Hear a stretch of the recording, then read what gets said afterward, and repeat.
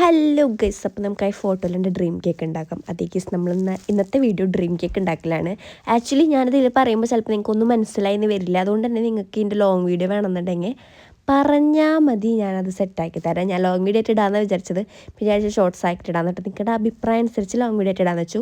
അപ്പോൾ നമ്മുടെ കേക്ക് ഉണ്ടാക്കുമ്പോൾ സത്യം പറഞ്ഞാൽ ഓറിയോ പിടിച്ചിട്ട് പാൽ ഒഴിച്ചാൽ മതി. വേണമെന്നുണ്ടെങ്കിൽ പഞ്ചസാര ഇടാം. പക്ഷേ എനിക്ക് ഇച്ചിരി ചോക്ലേറ്റ് ഇഷ്ടമുള്ളതുകൊണ്ട് ഞാൻ എന്തൊക്കെ ആഡ് ചെയ്തതെന്ന് ഞാൻ സൈഡിൽ എഴുതി കൊടുക്കാം കേട്ടോ.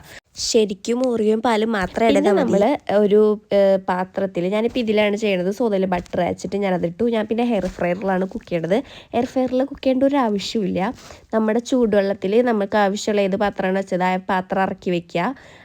അങ്ങനത്തെ ഒരു സെറ്റപ്പ്. ഞാനിപ്പോൾ അങ്ങനത്തെ പാത്രത്തിലാണ് നമ്മൾ ചൂടുവെള്ളം തിളപ്പിക്കണമെങ്കിൽ ഈ ഒരു പാത്രത്തിൽ ഇപ്പോൾ ഒഴിക്കണം. ഫ്രഷ് ക്രീം ഇല്ലാത്ത പാത്രത്തിൽ അപ്പുറത്തൊരു പാത്രം ഇരിക്കണ്ടാവും.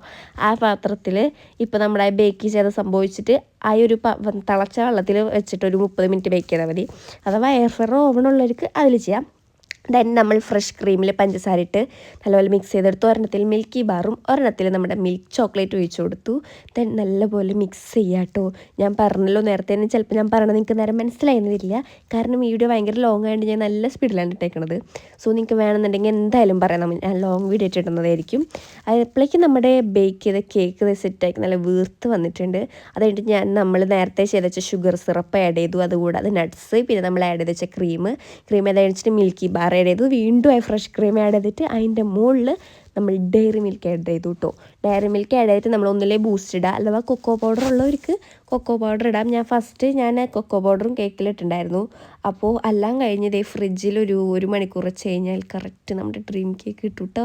നല്ല ടേസ്റ്റാണ്. സത്യം പറഞ്ഞാൽ ഞാൻ ചോക്ലേറ്റ് എനിക്ക് ഭയങ്കര ഇഷ്ടമാണ്. ഞാൻ ചോക്ലേറ്റ്സ് ഒക്കെ ആഡ് ചെയ്തത് സ്പഞ്ചിൽ. സോ കൊക്കോ പൗഡർ ഇച്ചിരി കൂടിപ്പോയിട്ടായിരുന്നു. വേറെ ഒരു കുഴപ്പമുണ്ടായിരുന്നില്ല. അപ്പോൾ ഇത്രയും നമ്മുടെ ഇവിടെ വീഡിയോ ഇഷ്ടപ്പെട്ടു വിചാരിക്കുന്നു. ഇതിൻ്റെ ലോങ് വീഡിയോ വേണമെന്നുണ്ടെങ്കിൽ കമൻറ്റ് ബോക്സിൽ പറയാം.